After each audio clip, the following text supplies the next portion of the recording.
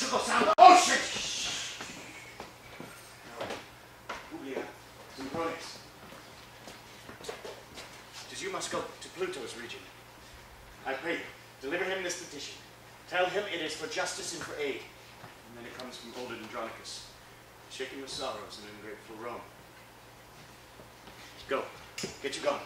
And pray you be careful all, you leave not a man of war and search. So that the emperor may have shipped her hence, and then Kingsley may go fight for justice. News from heaven! Marcus, the post has come. Strong! What tidings? Have you any letters? Shall I have justice? What say Jupiter? Oh, the gibbet maker. He said he hath taken them down again, for the man must not be hanged till next week. But what say Jupiter, I ask thee? Alas, sir, I know not of Jupiter. I never drank with him in all my life. Why then hunt thou not the carrier? I, of my pigeons, sir, nothing else. Why did thou not come from heaven? From heaven, alas, sir, I never came there. God forbid I should be so bold to press the heaven in my young days. Why, I am going with my pigeons to the tribunal pledge to take up a matter of a brawl betwixt my uncle and one of Imperial's men. Sir, this is as fit as can be to serve for your oration. Have him deliver his pigeons to the emperor from you. Tell me, can you deliver an oration to the emperor with a grace? Nay, truly, sir. I never could say grace in all my life. Sirrah, and make no more ado. Give your pigeon up to the emperor. By me thou shalt have justice at his hand. Oh. Meanwhile, here's money for thy charges. Sirrah, can you, with a grace, deliver a supplication? Aye, sir. Then here's your supplication for you. And when you come to him, at first approach, you must kneel and kiss his feet. Then deliver up your pigeon. Then look for your reward. Be at hand, sir. See you do it bravely. Oh, I warn you, sir. Let me alone. Sirrah, hast thou a knife? Come, let me see it.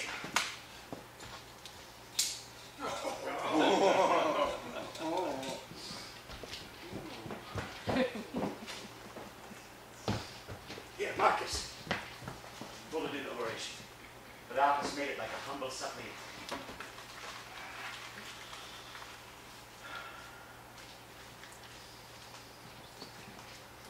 And when thou hast given it the emperor, knock at my door and tell me what he says. God be with you, sir. I will. Oh boy. Is this not a heady case? See my noble brother so thus distraught. Therefore, my lord, it highly us concerns by day and night to attend him carefully, and feed his humor kindly as we may, till time to get some careful remedy. Kinsman, his sorrows are past remedy. Join with the Goths, and with revengeful war take wreak on Rome for this ingratitude, and vengeance on the traitor Saturnine. Yeah. Pluto has already sent you word. If you will have revenge from hell, you shall. Marry for justice, she is so employed, he thinks, with God in heaven or somewhere else, so that perforce you must needs stay a time. He doth wrong me to feed me with the ladies.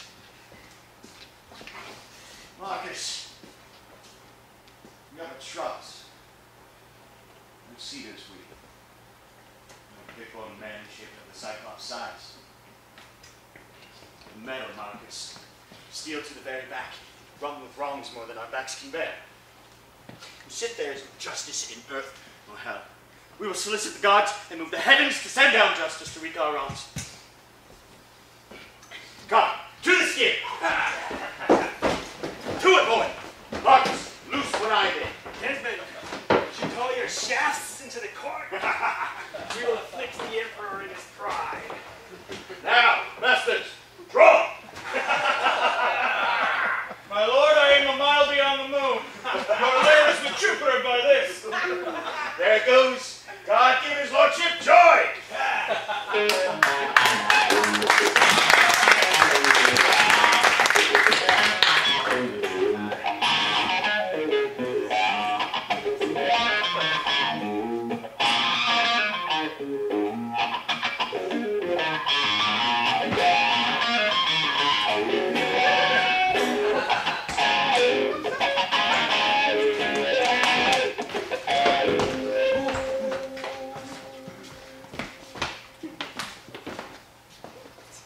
How now, good fellow?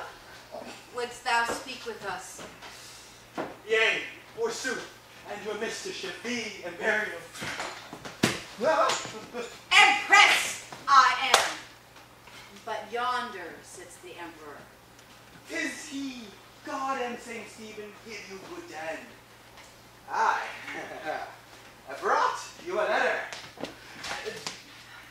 And a pigeon here.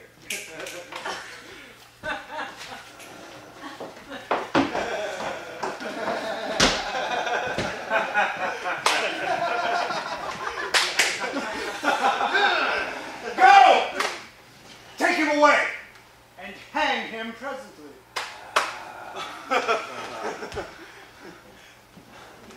How much money must I have? Come, sirrah! You must be hanged. Hanged?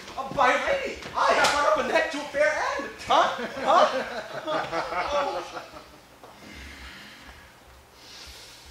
Despiteful and intolerable wrongs, shall I endure this monstrous villainy? I know from whence the same device proceeds. May this be born, as if his traitorous sons that died by law for murder of our brother have by my means been executed wrongfully. Drag the villain hither by the hair! My worthy lord. My lovely Saturnine.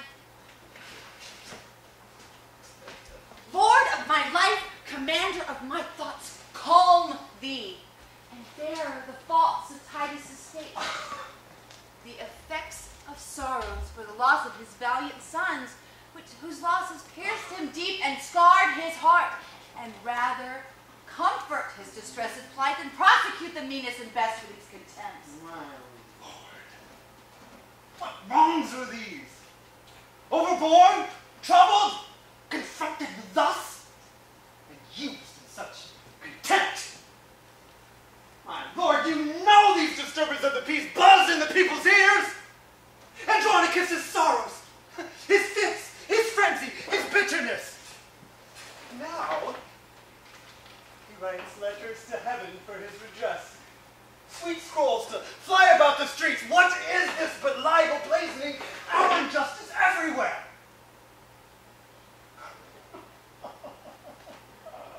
A goodly humor, is it not?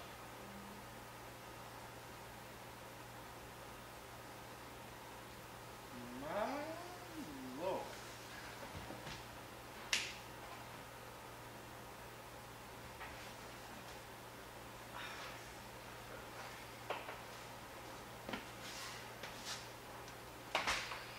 But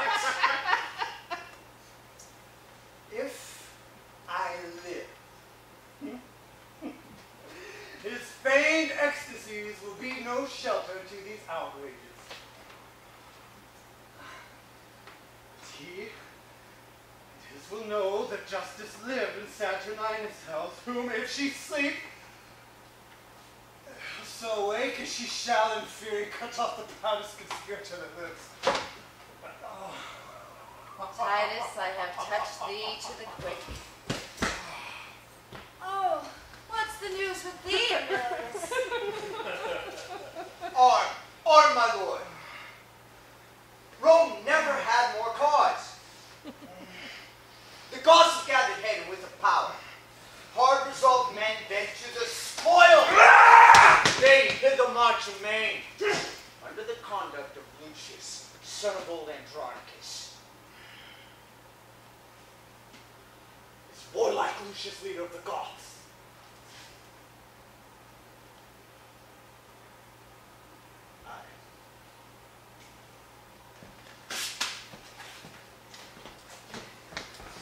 Now begin our sorrows to approach. 'Tis he the common people love. Myself have often overheard them say when I walked like a private man that Lucius' banishment was wrongfully. They had wished that Lucius were their emperor. Why should you fear? Is your city not strong? Aye. But the citizens favor Lucius and will revolt from me to succor him. King, be thy thoughts imperious like thy name. Is the sun dimmed that gnats do fly in it? And cheer thy spirit, for know, thou great emperor, that I will enchant Andronicus with words more sweet and yet more dangerous than baits to fish or honey stalks to sheep. But he will not entreat his son for us. If Tamora entreat him, then he will. Go thou before. Say the emperor requests a parley of warlike Lucius, and appoint the meeting even at his father's house, the old Andronicus. Emilius, do this message honorably, and if he stand on hostage for his safety, bid him demand what pledge will please him best. Your bidding shall I do effectually. Now will I to Andronicus to temper him with all the art I have to pluck proud Lucius from the warlike Goths. And now, sweet emperor, be blithe again. Bury all thy fears in my devices. And go successively and plead to it.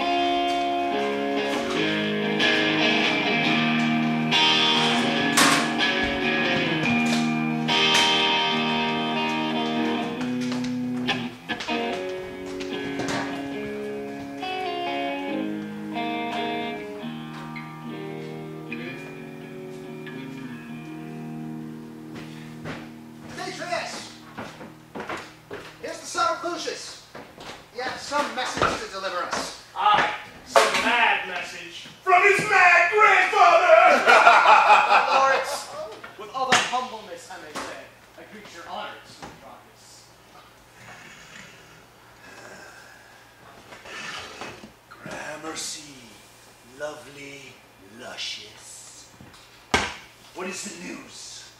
My grandsire, well advised, hath sent by me the goodliest weapons of his armory to gratify your honorable youth. The hope is all, for so he bade me say. And so I do, and so I leave you both. Bloody villains!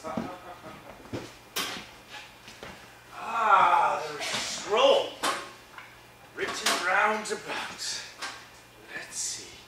Integer vietae scurrilesque puris non egit more jacu.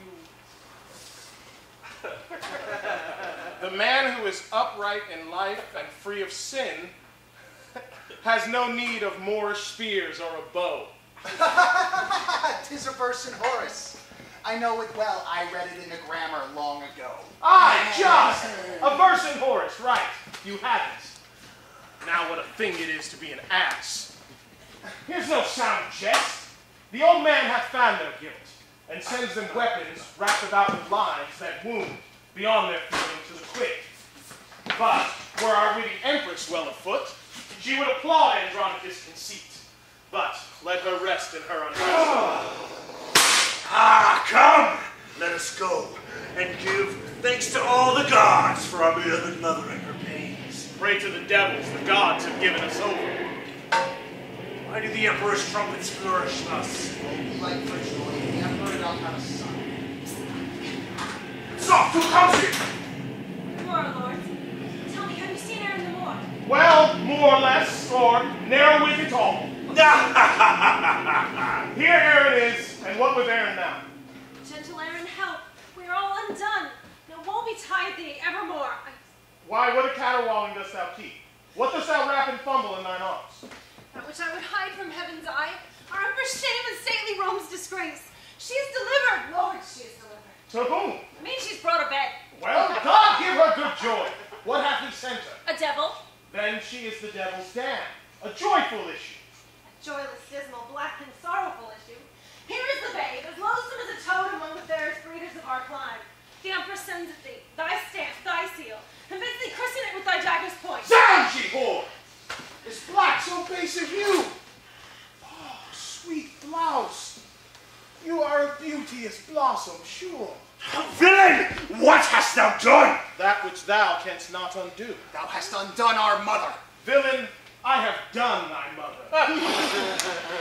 And therein, hellish dog, thou hast undone. Woe to her chance and damn her loaded choice. Accurse the offspring of so foul a fiend. It shall not live. It shall not die. Aaron, it must. The mother wills it so. What? Must it, nurse?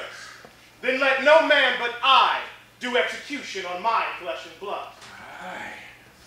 I will broach the tadpole on my rapier's point. Ah, give it me. My sword shall soon dispatch it. Sooner this sword should plow thy bowels up. Stay, murderous villains! Will you kill your brother? Now, by the burning tapers of the sky that shone so brightly when this boy was got, he dies upon my scimitar's sharp point that touches this my firstborn son and heir. What? What? Ye sanguine, shallow-hearted boys, ye white-lined walls, ye alehouse-painted signs. Coal black is better than another hue, in that it scorns to bear another hue. For all the water in the ocean cannot turn the swan's black legs to white, although she lave them hourly in the flood. Tell the empress from me, I am of age to keep mine own. Excuse it how she can. Wilt thou betray thy noble mistress thus? My mistress is my mistress. This is myself, the vigor and picture of my youth. This before all the world do I prefer. This maugre all the world will I keep safe. By this our noble mother is forever shamed. The Emperor in his rage will doom her death. I blush to think upon this ignominy. Why, there's the privilege your beauty bears. Fie, treacherous youth, that will betray with blushing the close enacts and counsels of the heart. Here's a lad framed of another leer. Look, how the black slave smiles at the father, as who should say, "Oh, lad, I am thine own."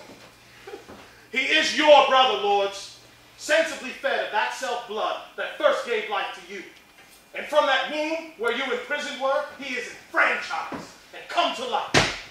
Nay, he is your brother, by the sure side, although my seal be stamped in his face. What then shall I say unto the Empress? Advise thee, Aaron, what is to be done, and we will all subscribe to thy advice. Then Keep sit we the down. child safe, and so we may all be safe. Then sit we down, and let us all consult. My son and I will have the wind of you. Keep there.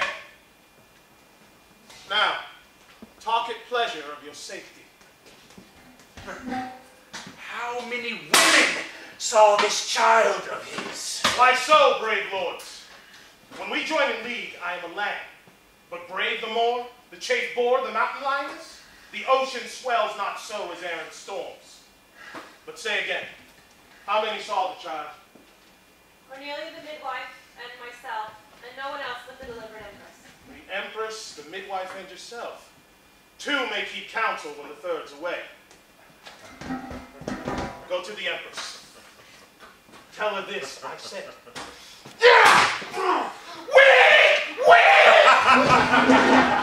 So cries a pig prepared to the spit. What meanest thou, Aaron? Wherefore didst thou this? Lord, sir, this was but a deed of policy. Shall she live to betray this guilt of ours? A long-tongued babbling gossip. No, lords, no. And you must needs bestow her funeral. The fields are near, and you are gallant grooms. This done, see that you take no longer days, but send the midwife presently to me. The midwife and the nurse well done away, and let the ladies tattle what they please. Aaron, see thou wilt not trust the air with secrets.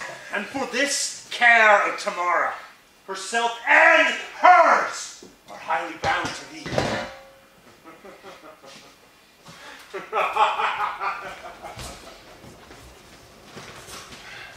Now to the Goths, as swift as swallow flies, there to dispose this treasure in mine arms, and secretly to meet with the Empress's friends. Come on, you thick-lipped slave, I'll bear you hence, for it is you that puts us to our ships. I'll make you feed on berries and on roots, and feed on curds and whey, and suck the goat, and cabin in a cave, and bring you up to be a warrior and command the camp.